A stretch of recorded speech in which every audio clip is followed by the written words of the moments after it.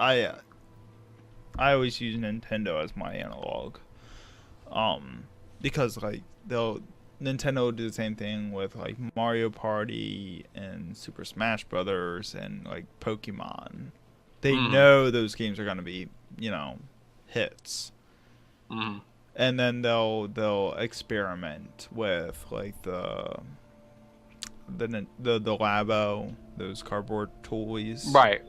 Or they'll experiment with a Star Fox game, which they know won't do well. Star Fox hasn't done well since Star Fox 64. Like Star Fox has not been a successful franchise for them, but they'll keep trying. They'll keep experimenting with it, trying to make one that works. Right. And their smash hit, like Super Smash Brothers, that was an experiment. Right. When that came out. Right. And so but the amount of new properties that come out, it tends to be very small, and they do try things, but like a lot of times these things kind of fade into oblivion. And you don't really hear about them. Because they're not going to go around, bragging about, oh, hey, look at this big failure we had. Like the Virtual Boy. Like, Nintendo would be just fine if everybody kind of, forgot the Virtual Boy even existed. And the Wii U actually didn't do well either. Right. Just like... Well, and I think that was kind of a... part of that was kind of from the... because of the expectations. From the Wii, yeah. Right. The Wii was kind of like it was a little bit of a success. It was a success, and it was a little bit of like kind of what we're talking about here. The idea of having this game. This idea that basically, I found a.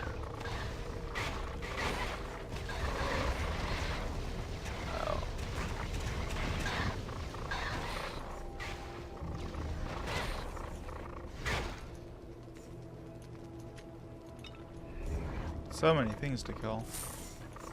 You got a boss over here. Oh, okay. God, my inventory's full. Shoot.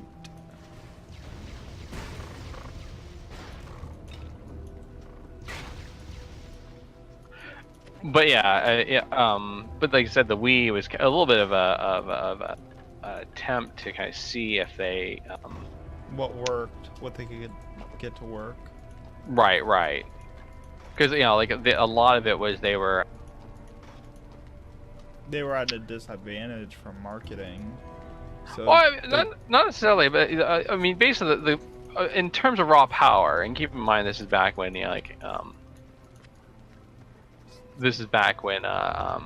people kind of wanted to people base things a lot more on raw power.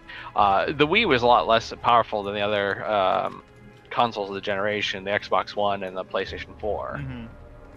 Or was it PlayStation 3? Yeah. Yeah. Jumped a generation there. Yeah. And so, like, but it was a lot weaker than the comparative consoles.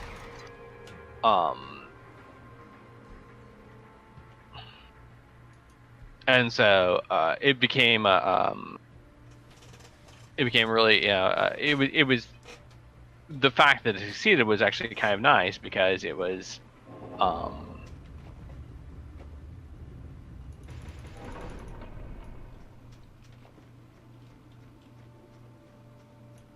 Welcome, my friend.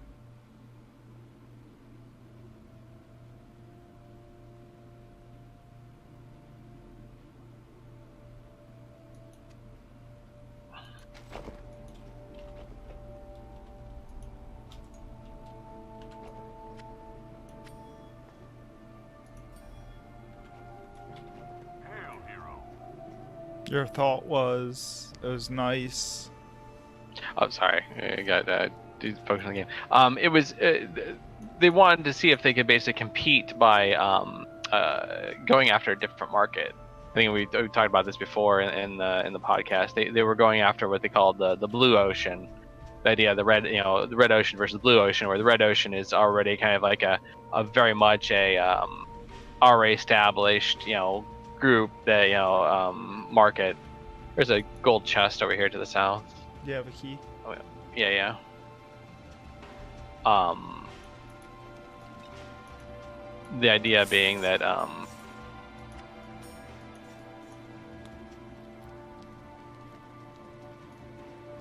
they had these. Your pet is back from town.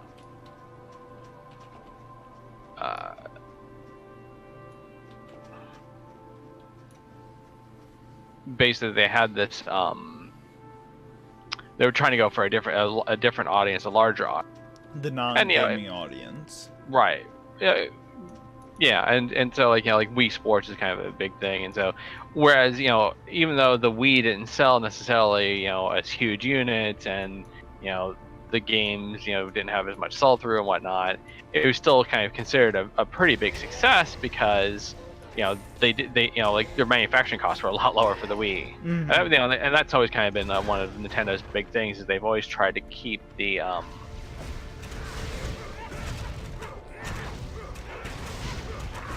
their costs down like that. Yeah, that was one of the big things with the Switch, is that the Switch costs about the amount that a cell phone costs to make. Which, I mean, let's be honest, the price to make a cell phone is not that much. Right. There's so much upselling on the price of cell phones. Right. But there's a huge shortage issue with the Switch because they were competing with cell phone manufacturers on components. And there's only so many microprocessors of that brand that can be, there's like one company that makes them. Right. So there's bidding wars that happen over. Oh, I found the way to that other star. There are bidding wars over the microprocessors that cell phones and the Switch use. And there just were not enough microprocessors being manufactured to satisfy the market. So that caused massive shortages. Like, from what I heard, Nintendo had everything they needed except microprocessors to make the Switch. Right. So they're just stuck for a couple months. Right. Or that's what I heard. I could be wrong. Right. Sometimes a lot of the stuff is kind of goes almost more by hearsay than actual factual information. But yeah, but a lot of times you have these. Again, kind of go back to one of the original topics we talked about. Nintendo kind of doesn't put all their chickens in one basket. They have the Switch, but I mean they also like Nintendo, kind of surprising to a lot of people. They kind of dip their toe into mobile games and whatnot. Oh my goodness, Pokemon Go. Right. Well, I mean, which wasn't even developed by them, but yeah, No. But that's obviously been a kind of a huge success for them. Then they had a couple of other, again, all their stuff was amazing. They did Super Mario Run, which wasn't received as well because it was behind a paywall. Right. And then they had Animal Crossing Pocket Camp, I think it's called. Which actually, from what I heard, a lot of people really enjoyed that one because Animal Crossing, I don't think is like one of their financially successful games, but it's one of their beloved niche games. Right. The first Animal Crossing was just super cute and fun game. So. And then every other Animal Crossing after that is basically the same thing. Like right. The same game over again. Yeah, oh yeah, Fire Emblem Heroes. Right. Which was just like Brave Exodus. Final Fantasy Exodus. Oh, but it was it was like with a different different setting. yeah. They reskin the same gameplay, but different.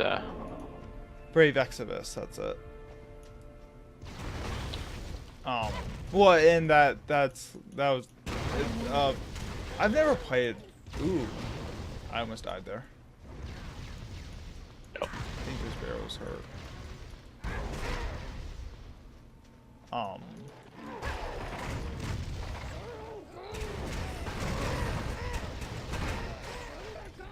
Your parent has returned. I've never played a Fire Emblem game, to be honest. They're competent turn-based strategy games. Yeah. I mean, they're pretty fun. I haven't played a whole lot of. I don't think I've played in any recent ones, but I played a lot of the early ones.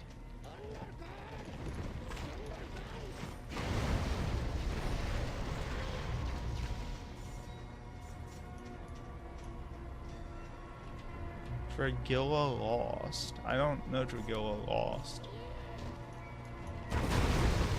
I think Pumpkin's just making up words at this point. I mean, entirely possible.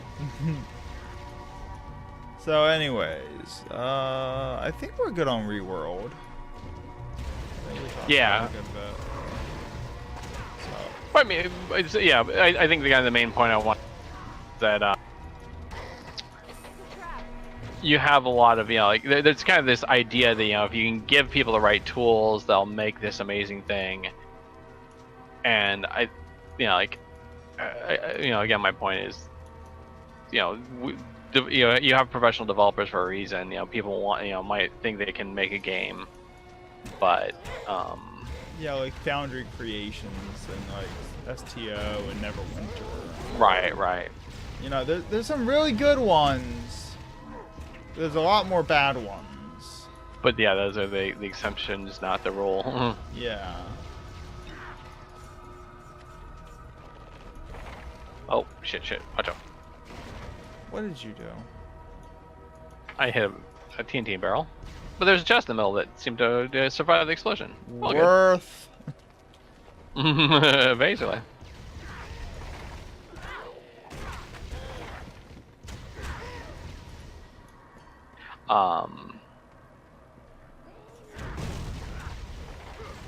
I mean, and it's supposed to be a free-to-play game, so I'll probably check it out when it comes out.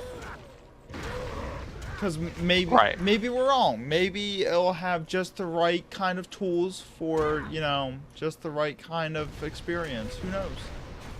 Right. Maybe you never know. Maybe I'll be able to maybe somebody will remake Final Fantasy XIV in Reworld.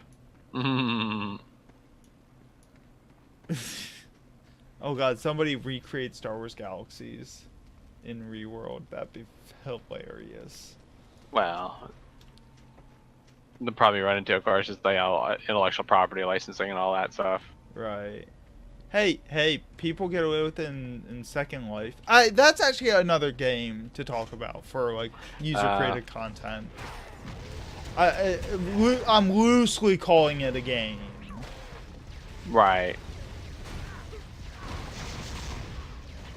But like you can make custom game modes and stuff in that. Yeah. I mean, it's got a Pretty robust creation system. It's got its own kind of, well, it's basically got its own programming language and whatnot. I mean, most of it's, brothels. going back to that previous topic, a lot of it's just brothels.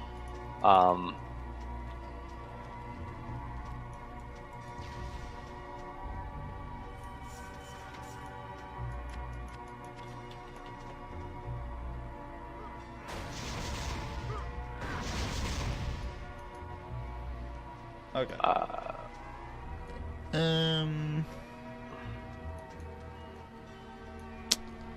We can talk about. I actually that's an interesting thing to bring up though.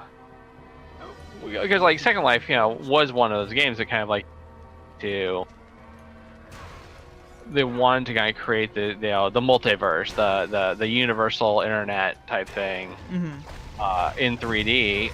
But like one of the reasons people kind of point out that it didn't do so well is that it basically just kind of got bogged down with a whole lot of sex, accusations of child pornography were rampant and whatnot.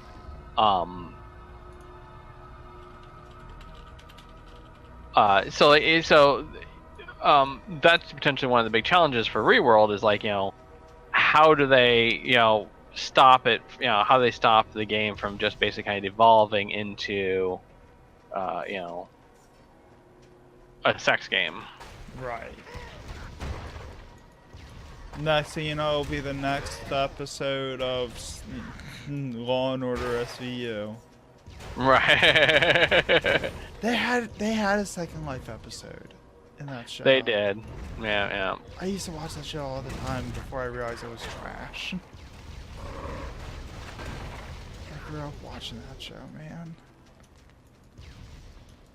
And like they like used the world inside the game to find the person in real life, because the map that they played on was based loosely off of an area of New York City. It was so stupid. That show. Like the more I think about that show, the sadder I get about it. But anyways, the point, but the point being that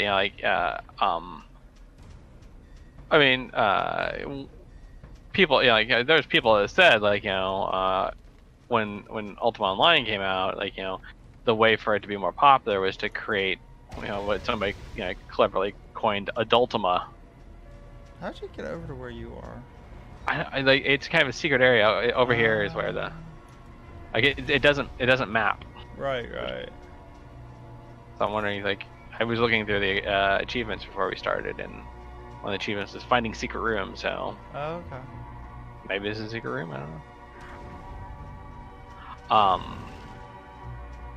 And I mean, I have nothing against adult consenting adults and whatnot. If you can get people that are consenting.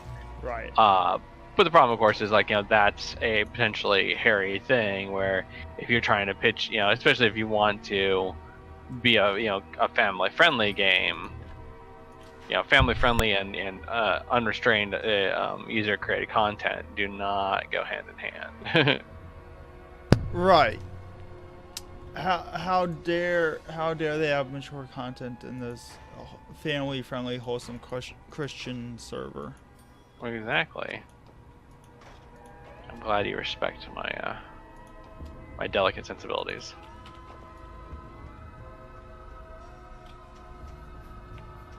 But yeah, and so.